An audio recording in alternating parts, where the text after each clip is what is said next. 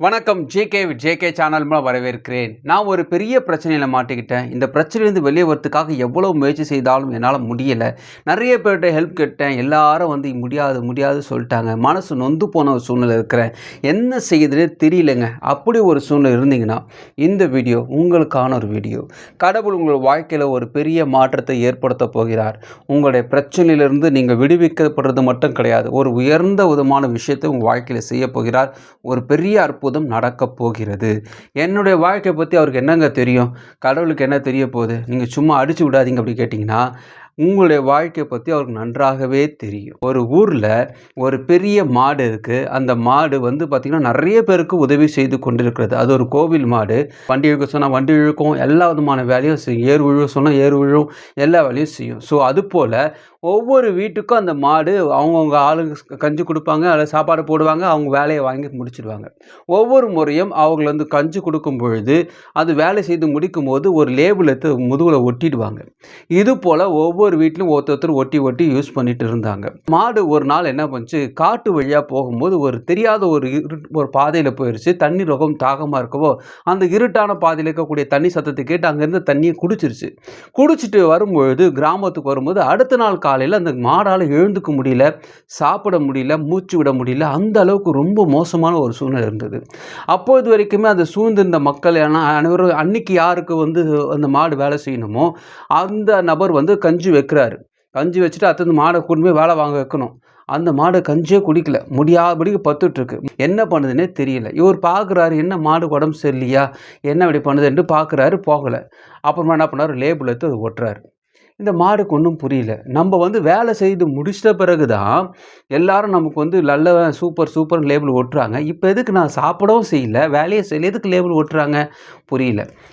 3வது ஆளும் இதே போல் செய்யும் பொழுது 3 நாள் 4 நாள் உடம்பு முடியாத போது அப்போ தான் ஒரு விஷயம் புரியுது.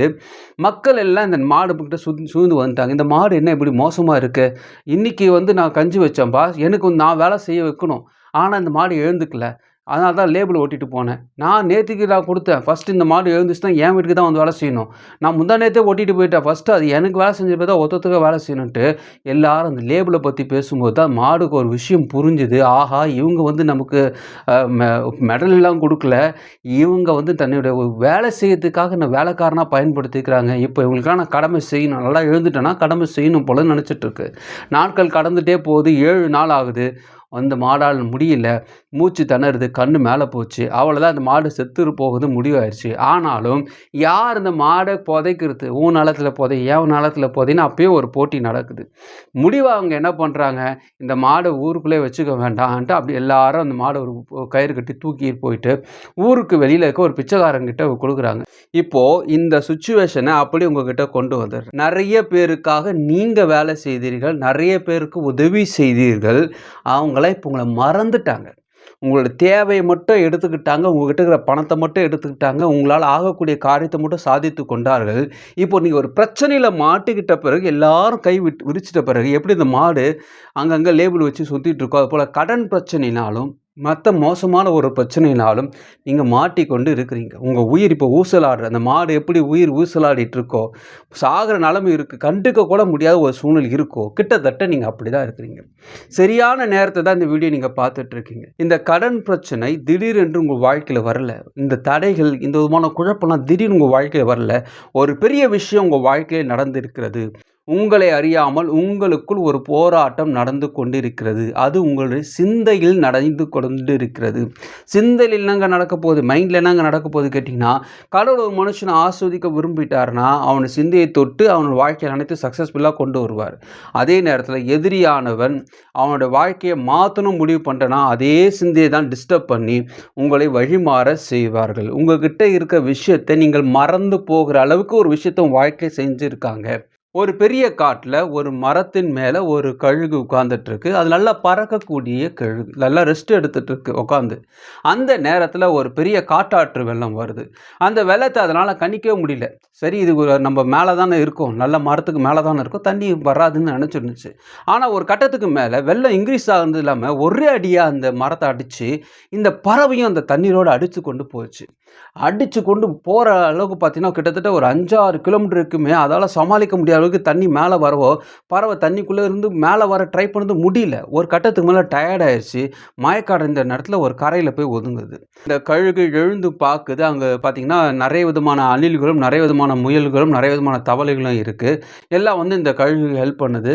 எல்லாம் வந்து பார்த்தீங்கன்னா, "வா நம்ம வந்து உனக்கு சாப்பாடு தரோம், அது தரோம், இது தரோம்ன்னு" சொல்லி சாப்பாட வைக்குது. கொஞ்ச நாளா அந்த கழுகு இவங்களோட நடக்க ஆரம்பிச்சுது. எல்லா விதமான விஷயத்தையும் நடந்தே தான் போகுது. இந்த அணில் எப்படி குதிக்குதோ, அதுபோல குதித்து போகுது. அந்த முயல் எப்படி குதிக்குதோ, அதேபோல குதித்து போகுது. தவளை எப்படி தாவி தாவி போகுதோ, அதேபோல தாவி தாவி போகுது. அதுக்கு தேவையெல்லாம் பார்த்தீங்கன்னா, இவங்க செய்றதுனால இவங்களோட பழகிருச்சு. இப்படி இருக்கும் பொழுது, ஒரு கட்டத்துக்கு மேல இந்த கழுகுக்கு தன்னிடம் சிறகு இருக்கு. அது நம்ம பறந்து போலான்ற ஒரு விஷயத்தையே மறந்துட்டு, இவர்களோடையே சேர்ந்து இவர்கள் என்னென்ன செய்றாங்களோ, அதையே செய்து கொண்டு இருந்தது. உங்கள் வாழ்க்கையில் நடந்த அனைத்து விஷயங்களும் ஏதோ சாதாரணமா அப்படி நடக்கல. எல்லாமே பிளான் பண்ணியிருக்காங்க. என்ன விதமான பிளான் பார்த்தீங்கன்னா, எப்படி அந்த கழுகு தன்னுடைய சிறகு இருப்பதையே மறந்து போச்சோ, அதேபோல கடவுள் உங்களோடு கூட இருப்பதையே நீங்கள் மறந்து விட்டீர்கள். ஒரு காலத்தில நீங்க எவ்வளோ ஐக்கியமா இருந்தீங்க, எவ்வளோ பக்தியா இருந்தீங்க. போகாத கோயில் கிடையாது, போகாத சர்ச் கிடையாது, போகாத பள்ளிவாசல் கிடையாது. அவ்வளோ ஒழுக்கமா இருந்தீங்க. இப்போ உங்களுக்கு மனசுல ஒரு பெரிய விரக்தி வர வர வர வர நான் ஏன் செய்யணும்? அவரு எனக்கு எதுவுமே செய்யலையே, அவரு எனக்கு எதுவுமே செய்யலையேன்னு நீங்க யோசிச்சுட்டு இருக்கீங்க. இந்த அவருன்றது தனியா ஏதோ ஒரு விஷயமா நீங்க யோசிச்சு வச்சிருக்கீங்க. எப்பவுமே ஒரு விஷயத்த புரிஞ்சுக்குங்க. நீங்கள் என்பது நீங்கள் மட்டுமே கிடையாது. நான் என்பது நான் மட்டுமே கிடையாது. கடவுள் ஒரு மனுஷனோடு இருந்தால் மட்டும்தான் முழுமையான மனுஷன். அத்தகைய மனுஷனோடு கடவுள் இருக்கும்பொழுது அவன் வாழ்க்கையில பெரிய உயர்வுகள் இருக்கும். ஆனால் இந்த எதிராளியானவன் பயத்தையும் சந்தேகத்தையும் கொண்டு வந்து பிரித்து விடுகிறான்.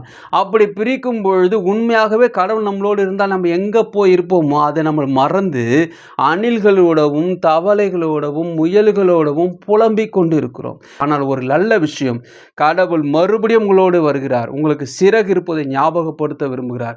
நான் உன் கூட இருக்கிறேன். நீ எந்த சூழ்நிலை இருந்தாலும் உன்னை நான் மேலே கொண்டு வருவேன். நீ பயப்படாது, சோர்ந்து போகாது, உனக்கு எதுவுமே நடக்கலைன்னு நினைக்காது. நான் உன் கூட இருக்கிறேன். நாளை குறித்து பயப்படாது. நாளைக்கு என்ன நடக்குமோன்னு பயப்படாது. உன்னுடைய நாட்களையும் உன்னுடைய நேரத்தையும் பயத்தையும் சந்தேகத்தையும் கொண்டு சாப்பிட்டு கொண்டிருக்கிறான். ஸோ அத்தகைய எதிராளிக்கு இடம் கொடாமல் கடவுள் உங்களோடு இருப்பதை நீங்கள் ஞாபகம் வைத்துக் கொள்ளுங்கள். இப்போ அந்த மாட்டுக்கு என்னதான் நடந்தது பார்த்தீங்கன்னா, ஒரு பெரிய தென்னை மரத்தின் கீழே அந்த மாட்டை புதைக்கிறதுக்காக பள்ளம் நோண்டி கொண்டே இருக்கிறார். மாடை அங்கே படுக்க வச்சுட்டாரு. அப்படி இருக்கும்போது திடீர்னு ஒரு காற்று அடிச்சு அங்கேருந்து ஒரு பெரிய இளநீர் வந்து அந்த மாட்டோட கழுத்தில் டமான்னு விழுந்த உடனே அது வரைக்குமே செத்த பணம் போல இருந்த அந்த மாடு திடீர்னு பெருமூச்சு விட்ட உடனே அது வாயிலேருந்து ஒரு பெரிய கல் மாதிரி வெளியே வந்தது. இந்த பிச்சைக்காரனுக்கு ஒன்றுமே புரியல. என்ன இது திடீர்னு எழுந்துக்குதுன்னு பார்க்கும்போது வாயில் பெரிய ஒரு கல். என்ன கல்லுன்னு பார்த்தீங்கன்னா ஒரு பெரிய ரத்தனக்கல். அந்த பிச்சைக்காரர் அந்த மாணிக்கத்தையும் பார்க்குறாரு, அந்த மாட்டையும் பார்க்குறாரு. எப்படி மாட்டு வாயில் இந்த கல் வந்தது பார்க்கும்போது அவர் கேட்குறாரு, என்னப்பாச்சு, எங்கே போனேன், என்ன ஆச்சுன்னு கேட்கும்போது அந்த மாடு எழுந்து ஒரு கூட்டுன்னு போகுது. அந்த தண்ணிக்கு கீழே பார்த்தீங்கன்னா நிறைய ரத்தன கல்கள் இருக்குது. ஸோ ஒரே நாளில் அவர் பெரிய பணக்காரர் ஆகிறார். அந்த ரத்தன கல்லெல்லாம் அந்த பிச்சைக்காரர்கிட்ட வருது. அந்த மாடுக்கு ஒரு நல்ல ஒரு இடத்த கொடுக்குறாரு. அதை ஒரு உயர்ந்த இடத்துல வைக்கிறாரு. யார் யாரெல்லாம் வந்து யூஸ் பண்ணிவிட்டு வேண்டான்னு சொல்லிட்டு போனாங்களோ, யார் யாரெல்லாம் அதை அவமானப்படுத்தினாங்களோ, யார் யாரெல்லாம் வந்து செத்து போனால் போதும், இது எங்களுக்கு புதைக்க கூட எங்களுக்கு வீட்டுக்கு இடம் கிடையாதுன்ட்டு ரொம்ப அசிங்கப்படுத்தினாங்களோ, அவமானப்படுத்தினாங்களோ, வேண்டாம் வெறுப்பாக சொல்லிட்டு இருந்தாங்களோ, அவர்களுக்கு முன்பாக அந்த மாடு ஒரு உயர்ந்த இடத்துல இருந்தது. எல்லாரும் ஆச்சரியப்பட்டார்கள். நீங்கள் எத்தகைய சூழ்நிலை இருந்தாலும் கடவுளால் உங்கள் வாழ்க்கையை மாற்ற முடியும். கடவுள் உங்களுடைய கண்ணீரை காண்கிறார்.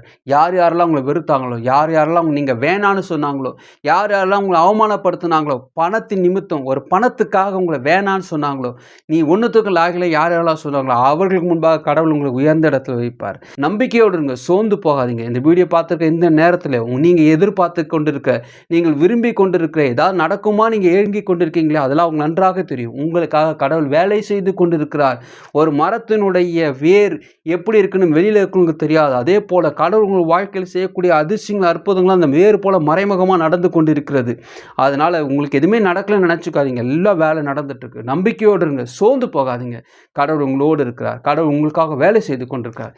இந்த வீடியோ உங்களுக்கு பிடிச்சமா நினைக்கிறேன். உங்கள் ஃப்ரெண்ட்ஸுக்கு ஷேர் பண்ணுங்க. பிடிச்சமா மறுபடியும் பார்க்கலாம். வணக்கம்.